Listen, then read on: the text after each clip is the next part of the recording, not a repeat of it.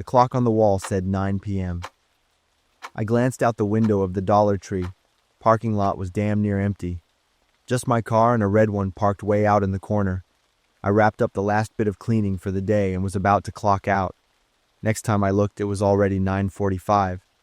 I muttered a little prayer under my breath. Please, nobody come in now. And of course, right on cue, ding ding, the doorbell went off. I looked up.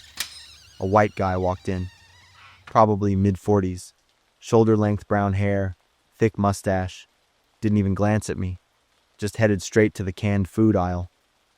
I gave him a polite hi and went back to sweeping. Couldn't help but chuckle. Guess that's what I get for wishing too hard. Life's got a real sense of humor. The guy was moving slow. Sneakers squeaking with every step. I could hear him rustling through the shelves, poking around like he was looking for something specific. I finished up, rolled the cleaning cart behind the counter, checked the register, started counting the drawer, logged today's sales in the book. As I scanned the numbers, that guy popped back into my head. I glanced at the clock, 9:55, looked around the store. He was gone, dead silent. I walked down every aisle. Nothing. No one. Checked the men's restroom, gave the door a polite knock. Anyone in there? Silence. I pushed the door open. Empty. He must have left without buying anything. Guess he didn't find what he wanted. I was busy cleaning, so I didn't catch him leaving. The front door doesn't chime when someone goes out, only when they come in. Yeah, that's probably what happened. At exactly 10 p.m., I wrapped up my shift, locked the main door, shut off the lights in the customer area. Only the ones over the register and by the back exit were still on. Grabbed my bag from the staff locker. Time to head out the back door. I started thinking about tomorrow. Day off. Plan, cook something decent, and binge Netflix. The sound of glass shattering rang out from the front of the store. I jumped, let out a scream, spun around. A jar of jam had hit the floor, smashed to pieces. Thick, dark purple strawberry jam oozed everywhere. At the end of the aisle stood the man, just standing there, staring right at me. He was smiling, wide, too wide, yellow teeth. My heart was hammering in my chest. He'd been here the whole time, hiding, somewhere, and I hadn't seen him. The store's closed, come back tomorrow, I called out, voice shaking. He didn't say a word, just grabbed a box of cereal and whipped it onto the floor. It exploded on impact, flakes flying everywhere. You need to leave, now. I tried to sound firm. Truth was, I was scared out of my damn mind. He picked up a bottle of detergent and hurled it. The cap popped off when it hit. Blue liquid spilled out, mixing with the jam. I backed up toward the counter. My hands were shaking as I reached for the phone. He started walking toward me, still grinning, still laughing. The laugh didn't sound human anymore. I turned and bolted for the back door, fumbled with the key, and dropped it. I bent down to grab the key, hands still trembling. Behind me, I could hear more crashing, stuff falling, glass shattering. I fumbled with the lock, managed to get the back door open, and bolted into the parking lot behind the store. Sprinted to my car, hit the unlock button on the remote, jumped in, slammed the door shut, locked it right away. My fingers shook as I dialed 911. Dollar Tree on Maple Street. There's a man inside. He started wrecking the place after closing. I'm on the night shift. Police will be there in 5 minutes. Are you hurt? No, I said. I'm in my car, out back in the parking lot. From where I sat, I could just make out his shadow moving through the store, thanks to the faint glow from the register lights and the back exit. More glass breaking, more thuds. 10 minutes later, the first cruiser pulled up. No siren, just those red and blue lights spinning in the dark. 2 officers stepped out, hands hovering over their guns. I jumped out of my car and ran over to them. He's still in there, I don't know what he wants. One of the cops looked at me and gave a short nod. You know who he is? Name? I don't know. He came in right before closing like a normal customer. I thought he'd left. The other officer clicked his radio. We need backup at the Dollar Tree on Maple. Male suspect, breaking and entering. Property damage in progress. The two officers moved toward the back door. I stayed by my car, watching. A few minutes later, another cruiser pulled in. 3 more cops jumped out and headed straight into the store. "Out! Hands up!" Their voices boomed from inside. Then a scream. Not fear, rage, raw and feral, like some wild animal backed into a corner. There was a crash. Heavy. Footsteps pounding. Then the sound of metal slamming against metal. I stood outside, frozen, adrenaline buzzing in my veins. "Stop! We got him!" After 10 long minutes, they brought him out. His hands were cuffed behind his back. His t-shirt was ripped to shreds. But the worst part? He was still smiling. Grinning like the whole thing had been some big joke. As they walked him past me, he turned his head, locked eyes with me. In the harsh glare of the police car's headlights, his face looked off. He mumbled something as they loaded him in, too low to catch. One of the squad cars drove off with the man inside. 2 of the officers stayed behind to take my statement. They walked me back into the store so I could check the damage. It looked like a war zone. Stuff everywhere. Shelves knocked over. Broken glass scattered across the floor like glitter from hell. There was a skull drawn in strawberry jam on the floor near the register. Fear surged up and I started crying. The 2 officers gave me a ride home. It was midnight. 2 days later, I was back on the morning shift. The store was in full restock mode after the whole mess. That's when I got a call from the police with an update on the case. The guy's name was Gray Carter. Used to work here 2 years ago. Got into a legal fight with a customer. Ended up getting fired. Since then, he'd become mentally unstable. Had made threats to a bunch of people. I stood there staring out over the half-stocked shelves, carts, and boxes. This wasn't just some random act of vandalism. It was a symptom of something deeper. A crack in the surface. A reminder of the wounds in this town that never really healed. That was hands down the weirdest trip to the Dollar Tree I've ever had. And believe me, I'm never gonna forget it. It was just a random afternoon. I got off work early, figured I'd swing by the Dollar Tree to grab a couple things. The sky was heavy, clouds all dark and moody like it was about to pour. I hopped out of my car, mentally ticking off what I needed while I walked in. Fluorescent lights buzzed overhead, shining down on the jam-packed shelves. The air smelled like cheap plastic and industrial cleaner. Some generic pop song played from the ceiling speakers, mixed with the steady beeping of the barcode scanner up front. I needed toilet paper, detergent, and maybe some snack packs. So I headed straight to the personal care aisle. That's when it happened. This dude suddenly rushed past me, looked to be in his 40s, gray hair all wild. He wore a wrinkled t-shirt and ripped jeans. He was speed walking, cart loaded to the brim, stuff piled high, barely hanging on. Then out of nowhere, he slammed to a stop in front of this lady looking at shampoo. "Can you pay for me? I really need this," he rasped, voice rough like sandpaper. The woman blinked, shook her head, and stepped back quick. He didn't miss a beat, swung around to an old guy near the cough meds. "Can you cover me? It's just $40. The old dude just shook his head and hightailed it down the aisle. I dipped my head, tried to disappear, prayed he wouldn't see me. But no such luck. "Hey, you!" He was already marching over, wheels clattering. "Can you pay for me? I swear I'll pay you back." His eyes were bloodshot, and he had that faint booze stink on him. I shook my head. "Sorry, man. I can't." His face twisted, went from begging to pissed in a blink. Eyes wide, jaw clenched. "It's just $40 he barked, voice getting louder. "I don't have much money either," I said, trying to keep my voice steady as I nudged my cart away. But he stepped right in front of me, then, out of nowhere, flipped his cart over. Everything went flying. Loud crash. Mouthwash bottle rolled straight to my feet. Packs of gum scattered everywhere. "What the hell is your problem?" he yelled, voice booming through the store. I flinched. My heart was hammering. People were staring now, everyone frozen. I tried to move past him, get out of the aisle, but he blocked me again. "What's your problem, huh?" he said again, face red. $40. What's your damn problem?" "Sorry, I gotta go," I said, backing away. My voice was shaky, my throat tight, but he kept coming, heavy footsteps pounding behind me. "What's your problem, huh? What's your problem?" His voice got louder each time, repeating like a broken record. I picked up the pace, pushing the cart faster, wheels squeaking. "Hey!"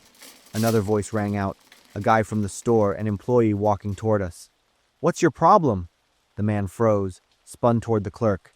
"I was just asking her. That's it." "You're disturbing other customers," the employee said, firm. "I'm gonna have to ask you to leave." "I didn't do anything. I just needed help. What's so wrong about that?" The guy threw his hands up, trying to explain like he was the victim. I stopped at the end of the aisle, breathing hard. My palms were sweaty, heart pounding. "You need to leave, now, or I'm calling the cops," the clerk said again, his tone sharper. The man went quiet, still staring at me. Then he gave a slow nod. "Okay, I'll go." But just before he turned to leave, he crouched down. For a second, I thought he was going to pick up the stuff he'd thrown. Instead, he peeled off his ragged brown slippers, then yanked off his filthy white socks. "What's your problem?" he screamed one last time and hurled the slippers and socks straight at me. I jumped to the side. They slammed into the shelf behind me, knocking down a whole row of shampoo bottles. The sweaty socks landed right next to my cartwheel, and the stench hit me a second later. He walked barefoot toward the exit, leaving wet, grimy footprints on the tile as he went. The store clerk just shook his head and started picking up the mess. "You all right?" he asked. "Guys like that show up from time to time, usually high on something, lose control, start hassling people." I gave a small nod. "Thanks for stepping in." I was still rattled. I wrapped up my shopping as fast as I could. At checkout, I kept glancing toward the entrance, paranoid he might be out there waiting. But the parking lot was clear. I got in my car and slammed the door shut, locking it right away. Even on the drive home, I could still hear it echoing in my head. "What's your problem?" To him, the problem was simple. I didn't help. I didn't give him what he wanted. That was hands down the wildest trip to Dollar Tree I've ever had. And yeah, there's no way I'm forgetting it. My name's Judith. Last Friday night after work, I stopped by the Dollar Tree to grab a birthday card for my daughter. She was turning 7 the next day, and I'd been so swamped I nearly forgot. It was around 10 p.m. when I pulled into the parking lot. The place was pretty much deserted. It should be quick. I knew the store was about to close, so I hurried inside. The cashier, a young woman. She gave me a quick nod and kept stacking gum on the shelves. I wandered down the aisles, hunting for the card section. That's when I noticed a guy standing at the end of the aisle. He was dressed head to toe in black, hood pulled up over his face. I grabbed a pink birthday card with a cake on it. When I turned around, the guy was gone. Didn't think much of it. Just walked up to the register. I paid my $2 and left. As I stepped outside, I spotted him again. He was leaning against a green pickup truck parked way over in the corner. He is staring at me. I tried not to make a big deal out of it, unlocked my car, and slid into the driver's seat. In that moment, all I could think about was what to write in the card. I started the car, backed out of the space, glanced at the rearview mirror. The guy was gone. The drive home was the usual one. Quiet neighborhoods, old 2-story houses from the 60s, most of them dark at that hour. As I turned onto my street, I heard something coming from the back of the car. It sounded like something rolling across the floor. Probably just a water bottle or some random thing I'd tossed in the back seat earlier. But then it happened again. Clearer this time. That wasn't a water bottle. It sounded like movement. My heart kicked up. I checked the rearview mirror again, but it was too dark to make out anything in the back. I reached up and flipped on the interior light. A soft yellow glow lit up the back seat. Nothing. Looked totally normal. Maybe my brain was making stuff up. And then, another sound. This time, from the trunk. I froze, hands tightening around the steering wheel. Held my breath. Just listened. Maybe it was just the car hitting bumps in the road. But then I heard it again. My heart was pounding so hard. I swallowed and kept driving, trying to stay cool. Then came another sound. My hands started to shake. There was someone in my trunk. That guy in the black hoodie flashed through my mind, the one from the Dollar Tree lot. Could it be him? If he knocked the back seat down, he could get to me. Easy. What the hell was I supposed to do? Keep driving like everything was fine? Call the cops? But my phone was in my purse, sitting in the back seat. I didn't dare reach for it. Just keep breathing. Think. Then the sound from the trunk came again. Louder this time. Someone shifting, moving around. And then I heard something that made my blood run cold. It was the sound of metal hitting metal. That was it. I couldn't take it anymore. I slammed on the brakes. The car jerked to a stop right in the middle of the street. Thank God there wasn't any traffic at that hour. I killed the engine, flung the door open, and jumped out. Took off like a shot. Didn't even dare look back. My heels were clicking like crazy on the sidewalk as I ran. I spotted a house with a light on and bolted straight for it. Please, somebody help me. Open the door. A minute later, the door creaked open. There's someone in my car, in the trunk. Please call the cops. The guy who answered looked me over, dead serious. You sure? I heard noises from the trunk, and there's this man. He's been following me since the Dollar Tree. Please, just call the police. He gave me a nod, grabbed his phone and dialed. Where's your car? He asked while dialing. I pointed down the street.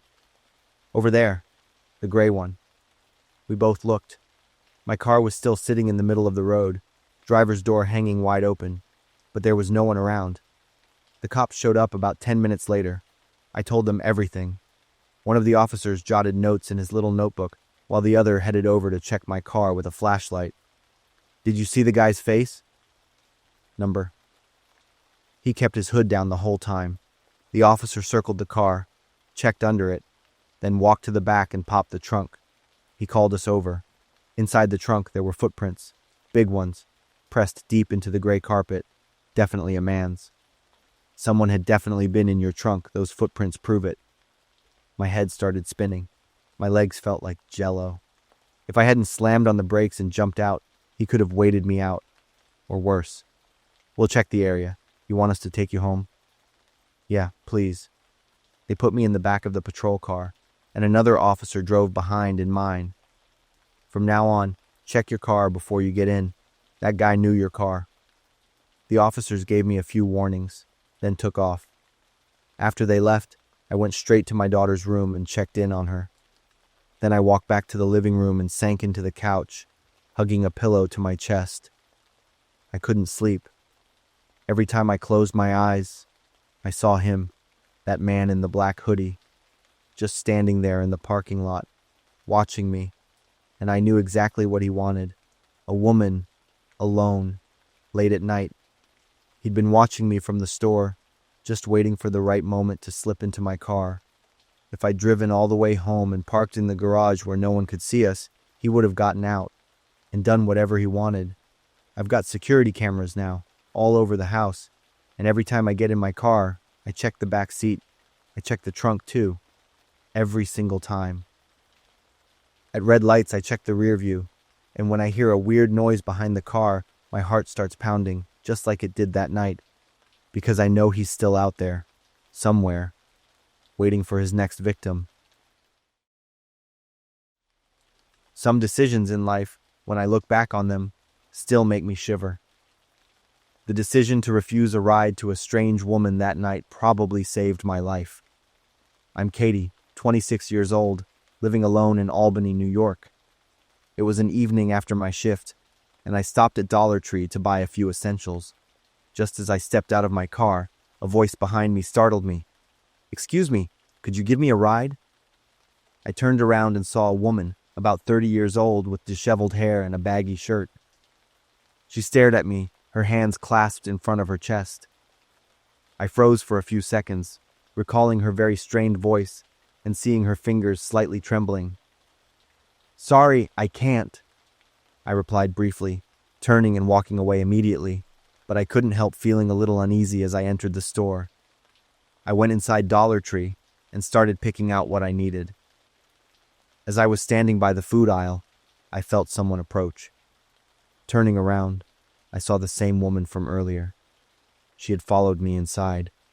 This made me feel uncomfortable. "I really need a ride." This time her voice was more urgent, almost pleading.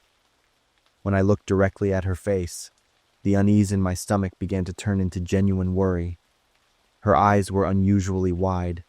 Her face, though seemingly normal, had clenched jaw muscles, as if she was trying to suppress something. She kept darting her eyes back and forth, not focusing on any single point. My gut told me something was very wrong with this person.